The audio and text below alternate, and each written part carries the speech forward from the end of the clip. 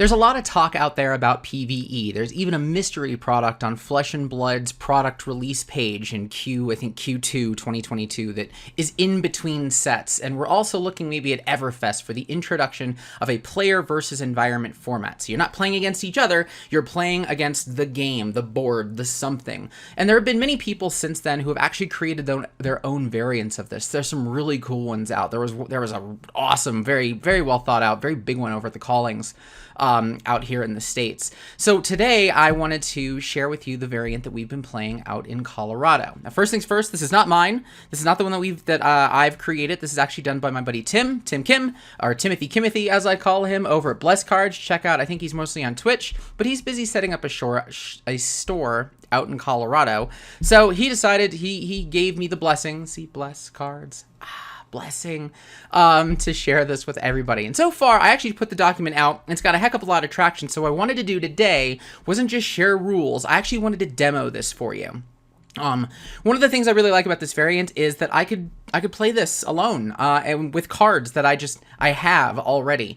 I do definitely love seeing the creativity of, the ones where there are special cards that are created. There are some really cool rules out there for it. But for this, I played this out in Philly because I didn't get a chance to say hi to the Philly community like I really wanted to when I was out there for a work trip, but I did have an Ira deck, a PvE Ira deck, and I had good old Azalea, and I was like, I'm gonna get some games in. So I'm really excited. I'm gonna go ahead and yeah, I got a couple games in. It was neat. So anyway, as we talk more about PvE, another thing is that I'd like to see more of this come out. I recently did the coaxing, that was on November 13th. That was when I took over Left Hand Brewery, which, by the way, I'm going to do an entire video on not just how the coaxing went, because it was one of the best days I've ever had in my 30-ish years of playing card games, but also how you can start one up in your own area. So stay tuned for that, because it was a heck of a lot of fun. But we brought this PvE out, and it was a massive hit. It's so much fun. It's very easy to scale. It's kind of like playing, the vision was it's like playing a bad player who sometimes gets really lucky, and then you can actually make this harder, as hard as you want. Honestly, this is actually a fairly simple one. But anyway, that's what I'm going to show off today. Let's get the good stuff. Beer for the day. Yazoo's Hefeweizen. Yazoo out of Nashville. By the way, the Nashville beer scene, fire. Jackalope out there, Tennessee Beer Works, both owned by women, I think is how that one went. A couple others that just, it's a really great place to drink beer. Gosh, glass for the day. Mine! I got new ones. I finally printed ones where the label didn't come off. For the few of you who had the originals, the label doesn't come off of this one, so I'm really excited about it. If you want to get your hands on one of these, because I just got a bunch of them printed, you should check out my Patreon. I've got these on there, as well as my 2 Buzz to read fucking card posters, whatever. So yeah, check these out on my Patreon, and a big thank you to all of my Patreon members. I appreciate you guys. Today's also Thanksgiving. The wife is baking, which is why I'm allowed to do this, because it keeps me out of the damn kitchen. I'm thankful for all of you, and honestly, I'm thankful for the people who comment and like, subscribe, or even don't, and just say hey from time to time. This community is absolutely unreal. It is the best one I've ever had associated with the hobby. So I thank all of you truly from the bottom of my heart. I've been so fulfilled this year. But anyway, let's get this going. It's light because it's early. It's only 11:30 here, and I've got more to drink. So we're going light. We're going with a light Hefeweizen. But I'm gonna flip the camera, and I'm actually gonna go ahead and do a demo of this, and then if you want to skip to the end, I will do a rules recap as well if you just want to kind of go to that. But I do have a document for this. Check the comments for that. Feel free to click there and ask me any questions, and make your own and adjust. These are community fan things. I'm not demanding that you stay in this format. So anyway, cheers guys, and I'll see you on the other side of the camera. All right, so like I said, I want to put together a demo for this for you. I never actually recorded on my phone, so bear with me. I apologize if this sounds a little bit weird. But this deck is actually, it's an Ira, Crimson Haze deck. She's going to be our enemy. It's actually Eradicate the Rat. She's a gang member. That's kind of how we've decided this works. So we have a deck. It's an 80 card deck, actually, and it's done by Blitz rules. Now, you can increase or decrease the difficulty by saturating or you know, condensing a little bit. So like we have our head jabs and open the center lines, but we only have 2 of each. So 2 reds, 2 yellows, 2 blues. If you want to make this harder, you know, you can up that to 3. You can up that to 4. You can do whatever you want to increase the likelihood that those combos are going to go off. And it'll make sense how that happens as the game progresses. We also have a little bit of life gain in this as well. Key thing to know about this is all life gain is multiplied by 6 against me, which is going to be a freaking blast. But yeah, it's an 80 card deck. The list is inside of the document that I have attached to the description of this. I'm going to shuffle this up real quick. And we'll get going. Couple rules about this variant specifically. So the players are going to go first. Players launch an attack against Ira. You can have as many people as you want on this. So this is, her health is going to scale based on the number of players and the format they're playing. Since this is just me and I'm just going to be doing Blitz, Ira's going to get 50 health. She's going to get 50 health for every Blitz player and 100 for every Classic constructed, and they do not have to be the same. So if you had 4 players, 2 of them can play Classic, 2 of them can play Blitz. That is perfectly fine. Her health will scale accordingly. So in that case, 2 Blitz, 2 Classic, she'd have 300 health to start. Like I said, Raid goes first. I can increase the difficulty by having her go first if you want, and there's a billion ways to increase the difficulty. What she does is she's going to flip over the top card of the deck. That card is always going to have go again. If it's an attack, it's going to hit everybody. If it has go again, she flips over the next card, and you go and go and go until she can't do anything anymore. So I think we're pretty well shuffled. So we're going to set that there. That'll be her. There's Ira. She is going to have a Kodachi. Kodachi's kind of a catch-all rule. We'll talk about that probably when it comes up. But in the meantime, I've got an Azalea. I've been trying out New Horizon, so we're going to try out New Horizon. That's another thing I really like about this is I can actually just... I'm just trying out a deck. We'll see how it does. Gets myself a little bit of practice in. I know I don't have the second arsenal on the mat, but I just got the Red in the Ledger mat. I'm really proud of it, so... Proud is not the word. I paid for it. I spent money on this. But I really wanted it. Azalea's been my girl since day one, as many of you know. Alright. So. Deck. Let's get some starting health. These are going to be 5s. These are going to be 1s. There's my 20 health for Blitz. Ira. 5. 5. And then 10s for 10 health apiece. That'll be her 50. I'll draw a hand. I'll draw a terrible fucking... Like, man, if I had something in the arsenal, this would be pretty disgusting right now. But I don't. Thankfully, I've got a knock. So what we're going to do is we're going to knock. I don't really want to risk not having an arrow. So I'm actually going to start with an endless. Just going to get an endless.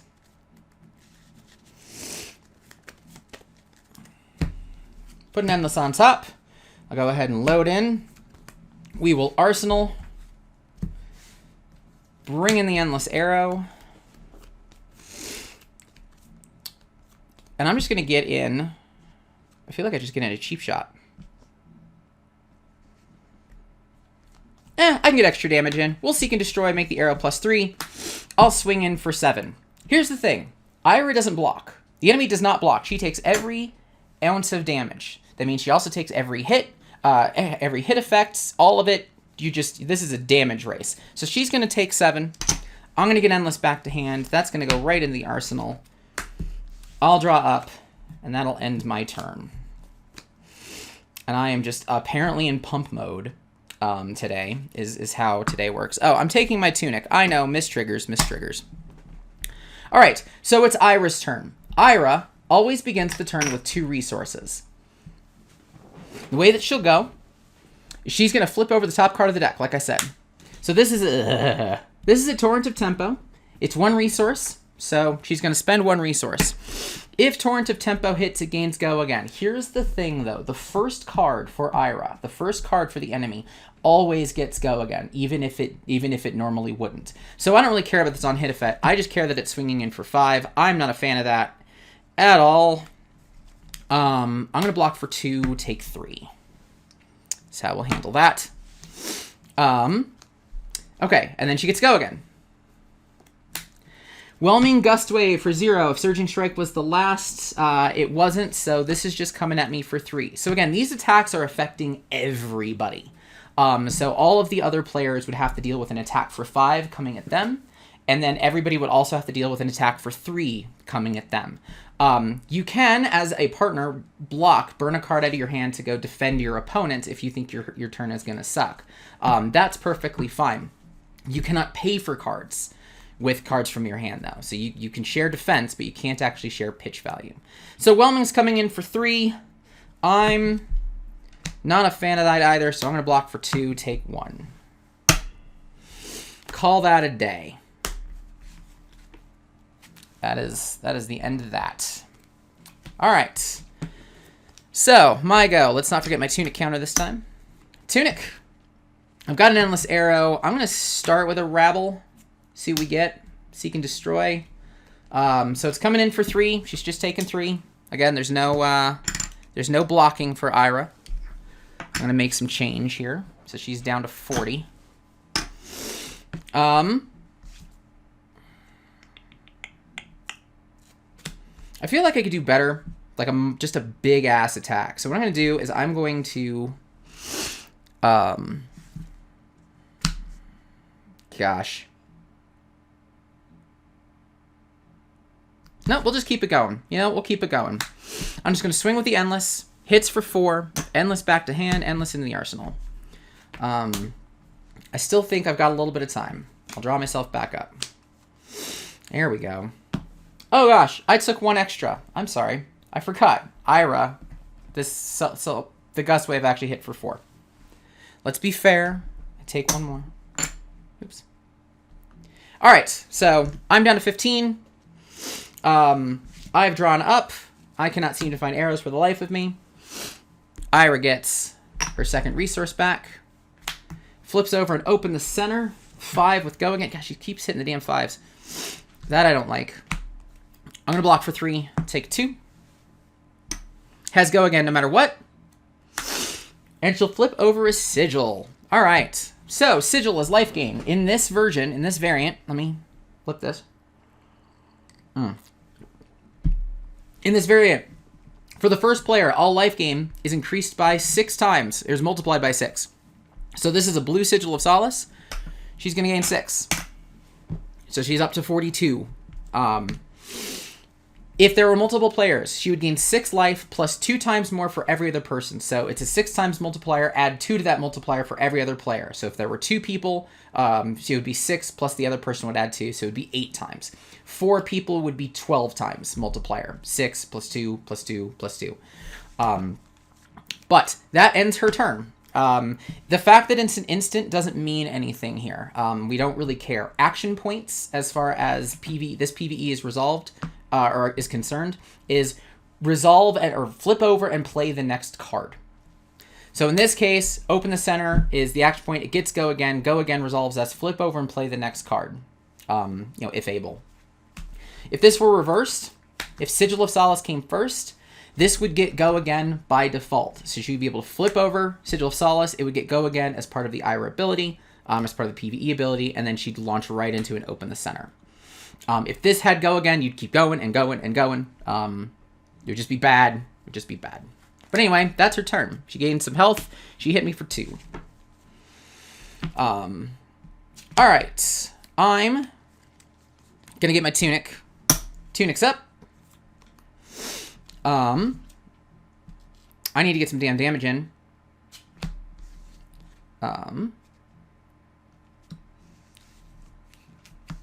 So we're going to Endless Arrow and pop in for 4. Nice, easy 4. No issues there. I'm going to snap this, though, to get it back. Well, I'm going to get it back anyway. We will use the Tunic to load Death Dealer and draw.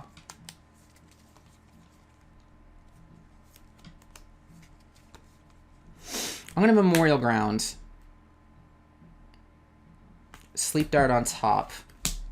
Use Azalea to bring in Sleep Dart.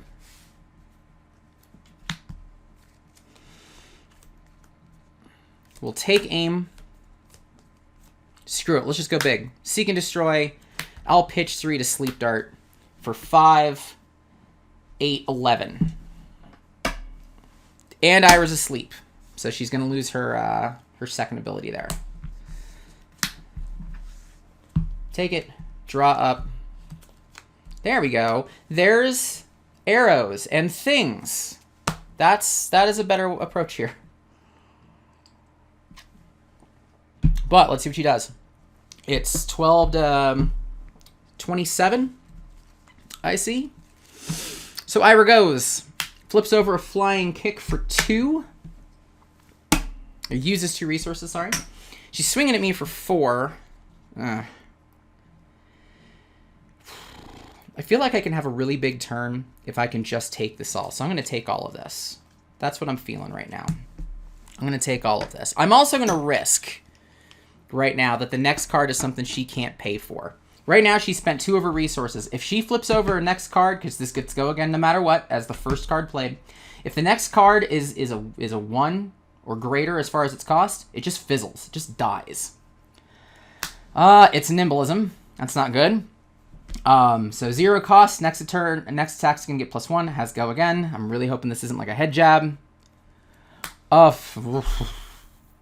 really need this to fizzle. Whatever's gonna happen, I need this to fizzle. Oh god, it's a Whelming Gust Wave for 0. So she can play it, which sucks. 0 or 2, 5. It's swinging for 6. God, do I want to take? I don't want to take 6. Ugh.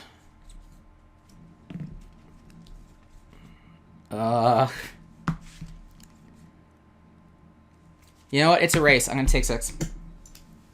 I'll take 6. Ira continues on. Alright. I saved it up for a reason. We'll see how we do. I'm going to pitch for 3. To Death Dealer in a red in the ledger. Draw. That's a good one. I've got 2 resources floating here. Let's spend 1 to Overflex. Let's spend 1 to red in the ledger for 9. I'd rather do it that way. I was going to do something differently and like raise a reflex and bring in Remorseless, but I like the idea of swinging in with a reflex. I'm going to hit with the red anyway. So this is swinging in for 9. Ira's just going to take that 9. She's not going to be able to get more than 1 action. So her next turn, she is just flipping over 1 card. That is it. That is all she gets to do. I will Arsenal and pass and hope that 1 card is not something cool. 2, 3. There we go. Okay, we're getting somewhere. Getting somewhere. All right. Ira gets her 2 resources. Boom, boom. Surging Strike for 3. Again, that is all she gets to do, which is great. I am happy with that. I'm going to block 3. Call that a day. Call that done. Red stops her from doing anything else. So I'm good. Back to me. Tunic comes up. I'm going to...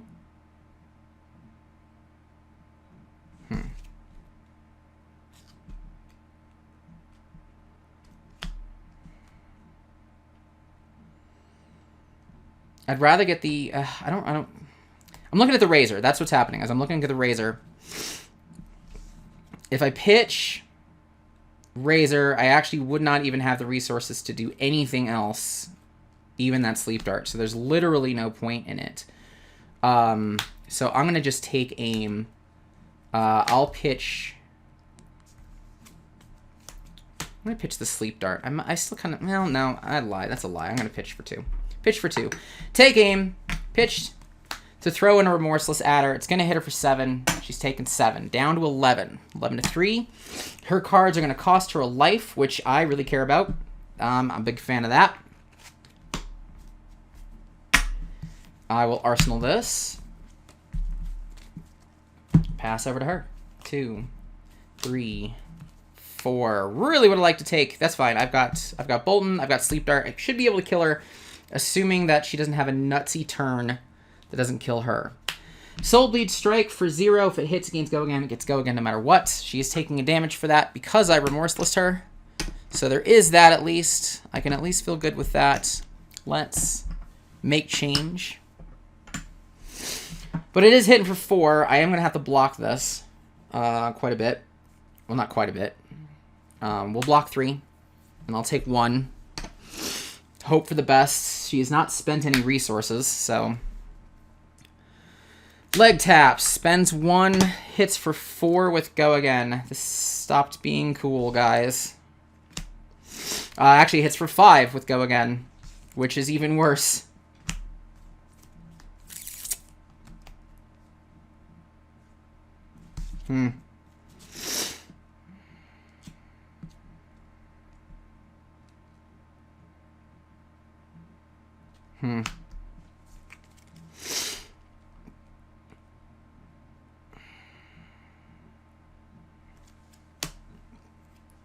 Block 3, 4, 5.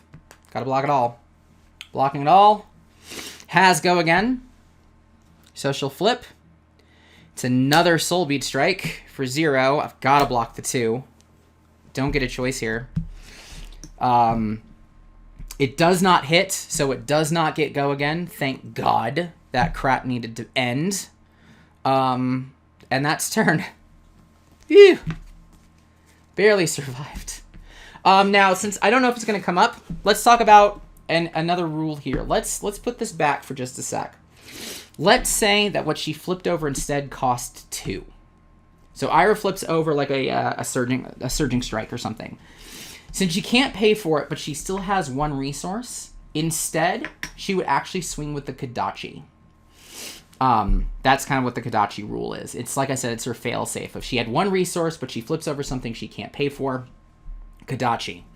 So anyway, that's turn. That was an annoying turn. My turn's a little boring, but I at least get to do something. And I am absolutely going to fire a Sleep Dart with my Tunic and knock her out a little bit. Ira takes a nap. I'll draw up. So I just need to survive. I really just all I need to do is survive. I need basically 2 of these. I need her to not have a nuts turn, so I can win this and fire with Run the Ledger. So let's give her resource back. See how we do. First is a head jab for 1. I'm taking 1. Taking 1. Going to 1. Second attack. She is asleep, so she's not going to get her effect. Crane Dance. Also 0. It's going to hit for 2. This should do it. Let's block for 2. Nowhere else to go with that. No Go Again, so that's going to end Ira's turn. My turn is real simple. Actually, I needed 3 of these. So yeah, we'll pitch the 1 for the Death Dealer, throw in a Red in the Ledger, and draw. Don't even care about the knock. We're just going to pitch the 1 to Red in the Ledger. Ira takes 5. That ends her day. GG. That Nimbleism turn was real annoying. But that's the thing. I didn't even use New Horizon once. So learned something there. It's really more for the defense anyway. So that's PvE. That's all that it is. And then you shuffle it up. Feel free to try it again. Again, you can add extra. You can increase the health multiplier. You can increase the life that she starts with. You can bring in more of these chains. Like, you can bring in more Soul Bleed Strikes and Crane Dances. So that way it increases the likelihood they're going to come in back to back. It really hurts when it does.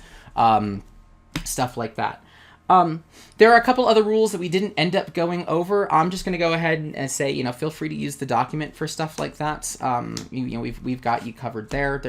This was really just kind of the basics of it. But yeah, that's it. And like I said, it affects everybody. Everybody gets affected at once. Oh, I will go over one. Give me Torrent. Actually, we could do Soul Bead. So I'll set up a turn real quick, just so you guys can see what this looks like with multiple players. So we'll come in. Surging Strike is fine. Soul Beat Strike, if it hits, it gains Go Again. Let's talk about this effect with multiple people. In the case of like Soul Beat Strike, this is swinging for 5 right now. Let's say I block it for 6. It doesn't hit. It gains Go Again. Let's say everybody next to you, though, takes damage from this. So everybody next to you is going to take damage from this. The way that Ira works then. So let's set up. I'm just gonna set up. We're gonna pretend.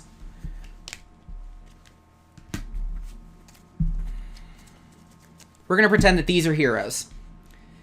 3 heroes getting attacked by Soul Beat Strike as the second card. If it hits, it gains Go Again. Middle hero blocks the whole thing, doesn't get hit. The other 2 do in fact get hit from this. Let's see, and Ira effectively has 0 resources at this point. The way that this works is it's conditional. So Soul Beat Strike, hitting both of these, will go again on each of these. You're going to deal this blackjack style. So this person who let it hit is going to get dealt a Surging Strike. Can't be paid for, it whiffs. This person is going to get dealt a Flying Kick. Can't be paid for. They both get pretty lucky in this case. If this were a head jab, it gets a lot worse. Let's switch the rules up. Let's go this route. Let's say now Ira has resources. First step is to hit the Surging Strike. This person deals with a Surging Strike for 4 with Go Again. Pays the resources, and then you're going to have to deal with the Go Again card, and you keep going and going. This person also will have to deal with the Flying Kick. The 2 resources used to pay for this, Ira also gets for this person. It's like it's like Ira is now focused individually on each person. So this person now has to deal with an Ira that has 2 resources. This person has to deal with an Ira that has 2 resources. But they're dealt blackjack style. In this case, Flying Kick hits for 4. Whatever happens with that. It's actually played as Chain Link 3 or higher because we're still in a Chain Link. So it's hitting for 6, which is terrible. Surging Strike jumped into a Rising Knee Thrust. It can get really out of control. Sometimes Ira has nutso turns, but that's what makes it a heck of a lot of fun. Controlling effects, as you saw with Azalea, were also things that happened. Frostbite is something that we know is very much a thing. The rule basically with Ira is that she can never have a card increased by more than 1. That's it. You can put 3 Frostbites on her all you want. It's only going to count for 1. That's how that works. But anyway, I can keep going on and on and on about the different things, but that's what I have. That's the demo. So I'm going to flip the camera back and we'll kind of download and finish this up. But thanks for sticking around this long. As I go back and review just what I did, I realized that Ira owed me 2 life from a Remorseless. After the Flying Kick, she owed me 2. She hit me 2 more times, but whatever. It actually wouldn't have changed the effect of the game. I still needed to hit her with the Red in the Ledger, and everything still sucked. But anyway, that's PvE. I hope you enjoyed the demo. Quick rules recap. I'll just kind of go down the list of the quick rules for this. So 80 card deck for Ira is the way that it starts. She does not, you notice that she doesn't have a hand, she doesn't have equipment, she played off the top of the deck. She'll start every turn with 2 resources, and whatever she pays, however much she needs to pay, that's what she's going to pay until she runs out. The first card of her is always going to get Go Again, even if it didn't. And those Go Agains resolve as flip over and play the next card of the deck if you're able to. If she can't for some reason, if she has 0 resources and she flips over a card she can't pay for, the effect fizzles. If she flips over a card and has 1 resource, she swings with the Kodachi instead. Her attacks hit everybody all at once. So the torrent of tempo at the very beginning hits everybody. Everybody has to deal with it individually. Now they can help each other out by defending, but they can't pay for each other's defense reactions. So you kind of come together. Additionally, something we didn't talk about because it was just me, all the heroes attack at once. It's a great way to save time. So if you've got 5 or 6 people coming after an Ira, like a monster Ira or a monster whoever the enemy ends up being, you just go tally up whatever your damage is. You can work together as a team if you have control abilities, but that's really about it. Just total up and then go. Key thing to know is that your effects don't help each other. So things like Briar and stuff like Buzzbolt, attacks hit for 1 extra damage or whatever the heck that was. That's just your attacks. It's not everybody's attack. That gets out of control really fast. If you've got everybody getting an extra +1 off of a Buzzbolt or whatever. So yeah, enemy's health starts at 50 for every Blitz player, plus 100 for every Classic Constructed player. You can have whatever group you wanted. You know, you can have 2 people playing Blitz, 3 people playing Classic Constructed. Ira's health is 400 at that point. 2 Blitz is 100, 3 Classic Constructed is 300. Ira starts at 400 health. Players attack all at once, or players attack first. Also, you can flip the difficulty and have Ira attack first. It's kind of a fun way to do so. Thing about effects that do affect, things about going all at once. Let's quickly talk about Coaxa Commotion, because that one's really important. It didn't come up because I don't have it in this deck, because I don't have it in this deck. Coaxa Commotion affects everybody, including the villain, including the enemy hero. If the enemy would ever draw a card, you play it immediately, if possible. So if it's a 0, if it's like a 0 head jab, if you Coaxa Commotion, hit with Coaxa Commotion, have everybody draw a card, Ira draws a card. If that card's like a head jab, everybody, before the next attack or the next action can go, everybody has to deal with an attack for head jab. And then you don't have to worry about the go again. Don't worry about the go again, doesn't matter. But everybody has to deal with a head jab. So be careful with those. Let's see, I think we covered enemy starts with 2 resources. We covered the Kodachi rule. First card flipped over always gets +1. Life gain is multiplied by 6 for the first person, plus 2 times for every other person. So 6 plus 2 for each other individual, and then multiply the life gain by that. So 3 people would be 6 plus 2 plus 2. That's 10 times multiplier. Every life gain is multiplied by 10. And then that's basically it. Oh, debilitating attacks, they all work. Discard doesn't mean shit. Dominate doesn't mean shit. The enemy never blocks anything. There's no hand, so pummel doesn't mean... There's no discard for pummel. Who cares? But a card can never be more than 1 resource. So 3 frostbites is treated as 1 frostbite. That's it. A card can never be increased more than 1. And effects don't wait, so it's not like the frostbites just stack up and wait, and queue up. No, all of the effects are gone after that first card is played. So that's PvE. That's our version. That is the Colorado version. Like I said, there are so many people out there who have created variants that are actually, look really cool, are a lot of fun. My special thanks to Tim Kim and BlessCards. Please, again, go check him out. Bless.cards, I think, is his page.